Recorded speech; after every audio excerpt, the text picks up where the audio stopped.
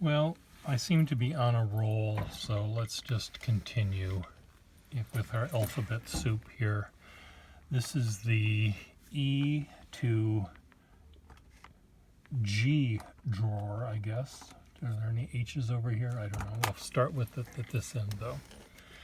So Eagle Pen Company, Eagle Pencil Company, was a company that made pens that sometimes were really crappy and sometimes less so. This is a really crappy one. Really early on, just a piece of brass with a slot to put your nickel in. It's a coin filler where you take your coin and you plop it in like this to squeeze the sack. Just a slip cap. Sometimes they had a little locking thing. Sometimes just a little dimple like that. It's just one tiny step up from a dip pen that you stick a nib in. It's almost the simplest pen that there could be to make, the cheapest pen to make. They did, however, make better pens. Here's another one of the cheap ones, except this is the one that has the glass. Oops. Yes, this had a glass cartridge that is broken here. Just put it back. You'd fill that with ink and write your letter with the steel nib that it had. So this is the sort of cheap end of what they were doing. But they did later on do some really quite interesting things, and among them, so here's another one of those metal ones. This one is a coin filler, but look at how sort of dumb that is. It's like you can see the lack of quality that went into it. And I don't think they cost very much money at the time, but it was a thing. This one I really like, and I don't know if you can see it, but the image on the clip is a pencil,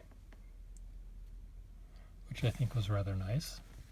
Eagle Pencil Company made these pens, but they wanted to remind people that they made pencils, I guess. So the pencil was engraved on the clip in this case.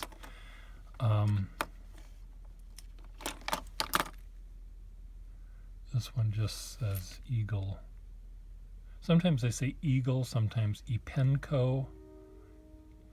Eagle Pencil Company, which is making a pen in this case. And what kind of filler system does this have? A button fill? What do you know? I haven't looked at these pens for a long time, so you're seeing these things with me.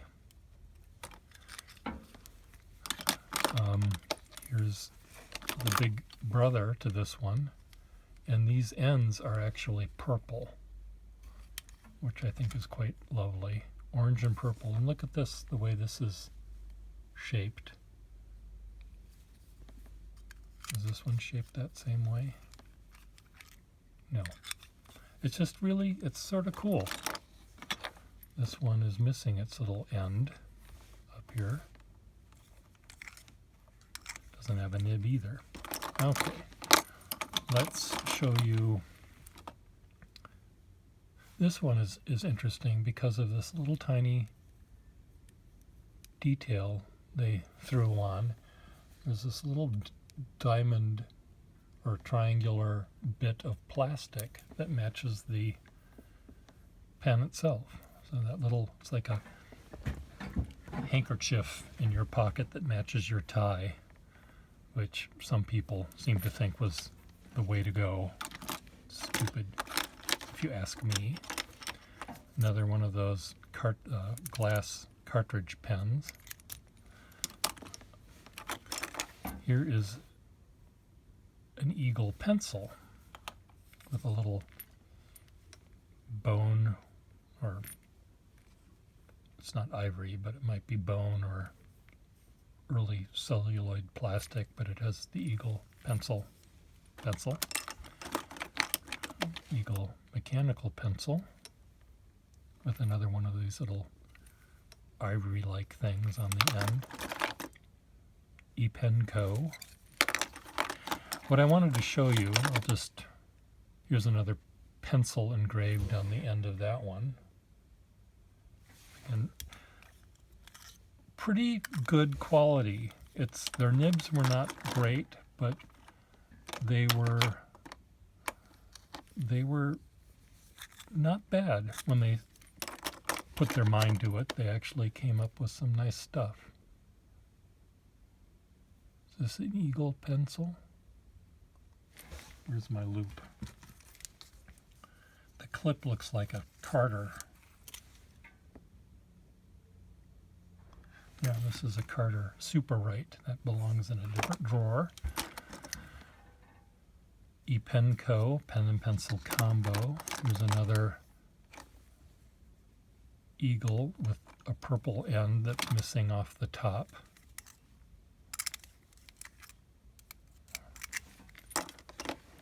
This is a cute one. It's like a jackknife. It slides out. It has this little end that's connected to a string that goes to the back here. It's like a switchblade dip pen nib in this case. So these 3 pens, 4 pens, 5 pens. God, I've got a lot of these things. They're so cool, though. This is not one of them, is it? No. But this is sort of how it works. It's a bulb.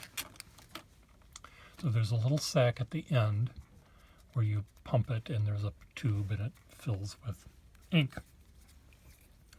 But what's cool about this,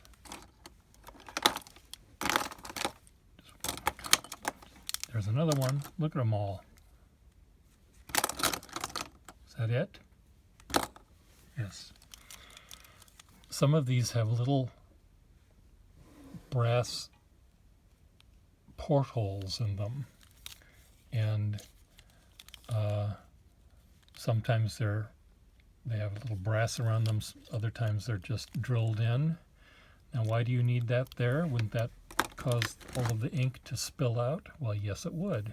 This is one that's a bulb filler again. That's not. There's another one that has it, and this one just has a hole in it. But what they are, there's a little spoon on the end of this thing, and you do that, wiggle it back and forth, and that squeezes a little rubber sack that's in there. Now, how do you fix that pen, you ask? How does that work? I mean, how does that work? Well, I'll show you. It has its original price sticker on it. Flex, it says. Well, this is what it looks like. The sack is on the end of a plastic tube, transparent tube, which is in between, which is also inside of this other transparent tube. And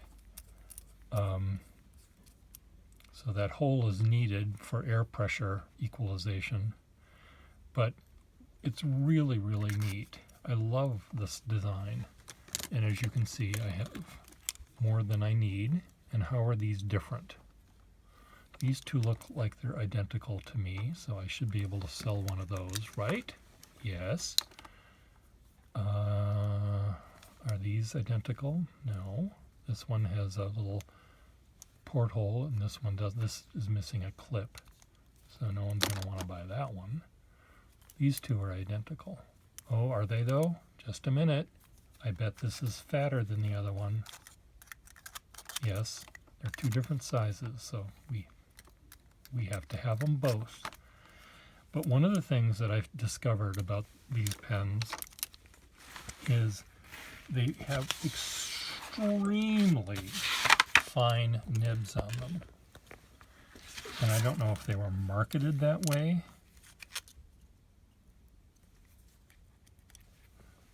But not that one so much. This one is really, really fine and not very flexible. There's one that is just almost invisibly tiny. Is it this one? But it's this one. Yeah, this is the one that's just really, really just a pinprick. And what about this one? This is a big old blobby nib, not at all fine. Well, I take that back. It looks blobbier than it is. So these are all slightly different from each other. And I used to have one of these, used to be up in this drawer with all the other extra fines, but evidently I took it out and put it in the drawer. So those are really cool. Let's see. Is that another Eagle pen? Yep. Eagle, Eagle, Eagle. These three, I used to have two of these in my sale bin, and then I thought, no, I'm going to keep them all. Just because they're all from the Albany Packing Company. And I thought, well, the Albany Packing Company sold or gave pens away that looked like raw beef. I just love the fact that it sort of looks like what they were doing. Makes me smile. This is a snapshot, and it's missing its cap, but you would turn this and press the button to press the sack, and it was called a snapshot. What is this one? This is just an eyedrop filler, I guess. Okay, Eagle. Done with, oh, shit. Here. Move it up here again. Sorry, you might have missed some of that. This is also an Eagle. This is another really fine nibbed one. So those are, I really like those pens. This Eagle pencil. Okay, now we're into the Eclipse. Eclipse. Eclipse had this, it looks kind of like a Schaefer clip, and they were second-tier pens, but often well-made, but not as well-made as you might like. They're a little less than perfect. Oh, here's an Edison. This is a really nice pen, but I guess I only have one of those, so that shouldn't really be in this drawer. I have a special drawer for sort of one-offs. That's another Epenco pen with this sort of olive loaf patterning. But this one, these Eclipses, I like these. They're all the same pattern, but different sorts of trim. This military green thing going on. Also, these pens, Ever Ready, I think they were made by the Eclipse people. Everything about them looks like an Eclipse. ER, Ever Ready. Love the, this reminds me of British military uniforms. They had the olive drab, but the red band on their caps. Eclipse. This one, these pens often had, well, some of them had screw things on the back to hold the cap on tightly. Not a bad idea. This one has a pencil at one end, but it still has threads on the end to hold the cap down. Not a bad idea. Edison goes up here. What else do we have? This way. we have a hard rubber something that looks, it's another Eclipse with a big old crack about the size of the Colorado River. It has a Waterman 100-year nib in it, which is better than the original, I'm sure. Another Eclipse. Eclipse. This is an Eclipse. I'm not trying these out because chances are they have sort of nothing nibs. Now these are two, well, they're not, yes they are. I guess I would call these identical. Oh. This one has a key stock.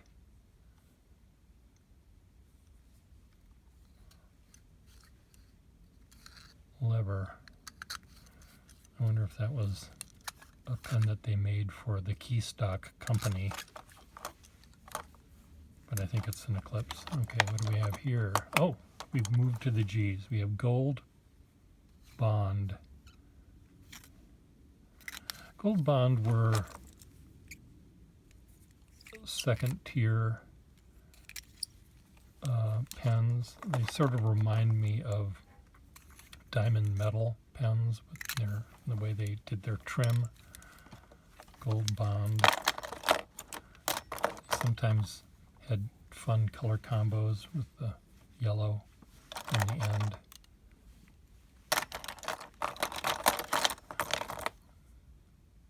Gold medal. Okay, now our gold medal and Gold Bond related. Now this one has a silver nib, but it's gold, just as covered with silver for some reason. Don't ask me why. Gold Bond. Their plastic was called Stonite.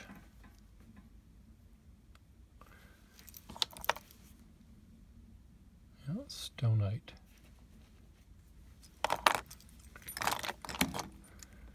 Okay, we're done with those. Move those out of the way. Now we have Greischhaber pens. Gold Bond. Oops, fly that off the handle. What is this? Gold Bond. This is a weird pen that has a screw section that I think is stuck. Need to soak that and get that to work. Now we're down into the Greischhaber pens. They were a company out of Chicago, I think, and good quality pens.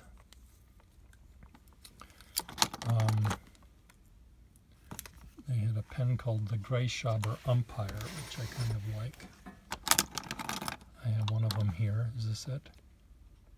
Yeah, this is the Greischhaber Umpire. So this fills by, it has this crescent that sticks up, which is held in place by this back, unscrews, and it's sort of a shaped piece of metal back there that locks it in place. And sort of like a Conklin crescent. The Greischhaber, a very thin one. Greischhaber did make these multicolored painted barrels, which are quite beautiful. Sort of this Japanese craze that was going on at the time. This one is it's bronze and very dark blue-green color, which is a lovely color combo. And what do we have here at the end? Greischhaber.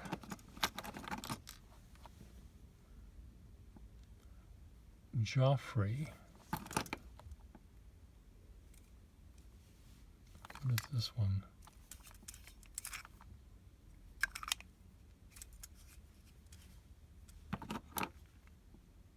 Howard. I don't know what this is. Oh, no, I don't know what this is. Anyway, this is a pen-pencil combo with a ring that slides off, made by the Joffrey company. And this, you unscrew this, and there are little openings there. All those little holes are for your lead, your pencil lead. And sometimes I think this held an eraser, and that would fit in that little dimple, and it would stick out here, and you'd erase with this thing, rather clumsily, I might add. But that was a fun thing. What's neat about these off-brand pens are sometimes, in order for them to make a hit in the pen market, they had to come up with a gimmick, and that was one of the gimmicks. So there you go. There's some other ones. And again, let me write with one of them. Let me write with this one. Does this have a nib in it? No. Try writing with this one. But there's a crack that goes from the back almost to the breather hole.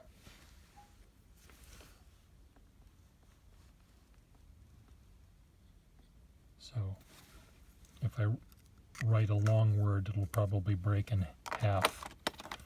So I won't use that one. I'll use this one. Warranted nib. These are pens that I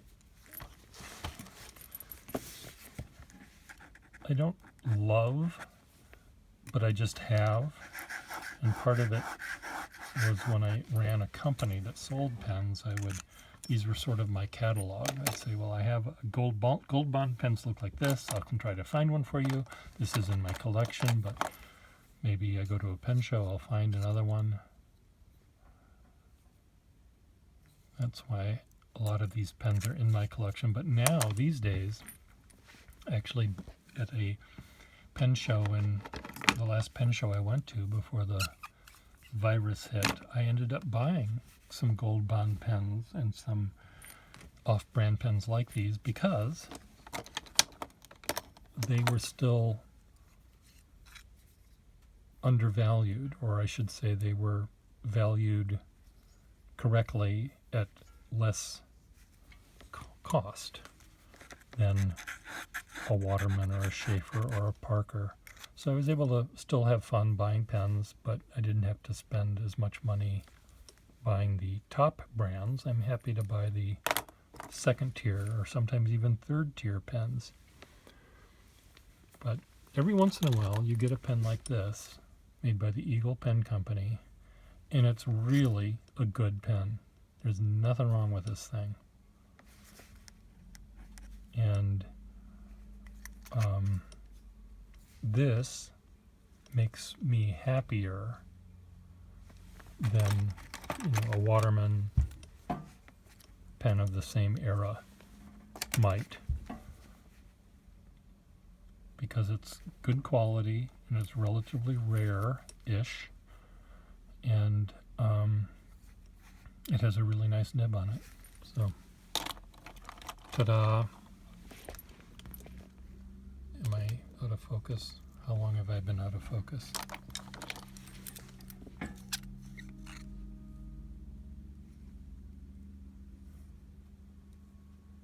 Sometimes you look at a pen like this, and if you see that the nib is slightly smaller than you expect it to be on a pen that's of a certain size, that's generally a sign that it's not as good a company as another one might be, because they're selling a big fat pen for you to impress people with, but the nib is going to be kind of small, so because that's the expensive part. So it's a sign of sort of low class impressiveness.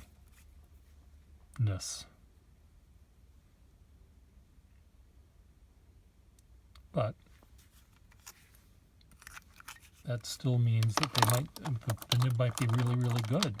Just, you have to decide amongst yourselves whether they're eclipses are good or just not good. I need to put some nibs in these pens here. Now, I don't know whether I have a lot of eclipse nibs to put in them, but I do have a number of Waterman nibs I could put in here. I have sometimes more nibs than I have pens. I also could use these pens for my Franken penning, and I have in the past. What is this? A Lincoln pen. This is not one of, I mean, it is a pen that I put a beautiful Franken pen dip pen nib from 1880 in, and sometimes these large oversized pens are good for that purpose because the cap is extra long for the extra long nib.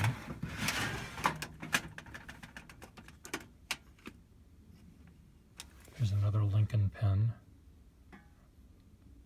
Doesn't say Lincoln though. The Blue Ribbon pen, made by the same company, and I put a nice, again, oh wow, the dried ink was gluing the tines together there. But this is where off-brand pens like this come in handy, because I can use them for Lakeside. I can use them for these dip pen nibs.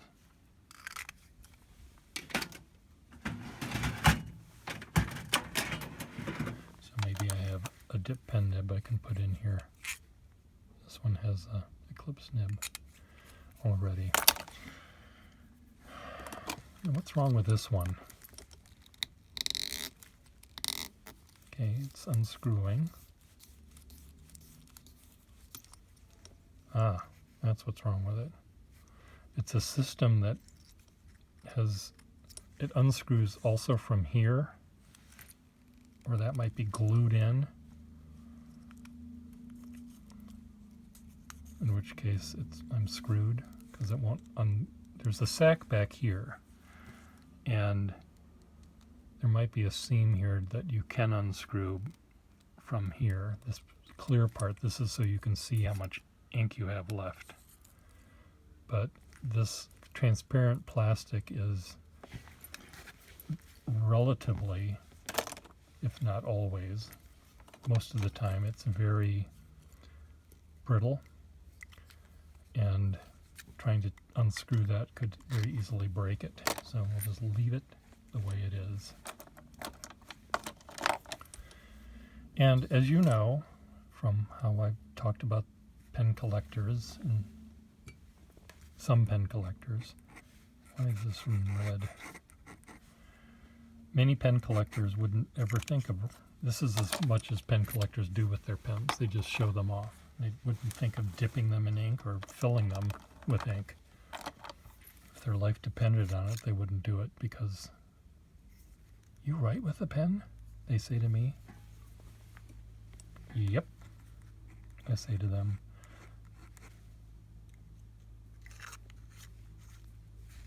Oh well, I write with them. Sue me. Bye.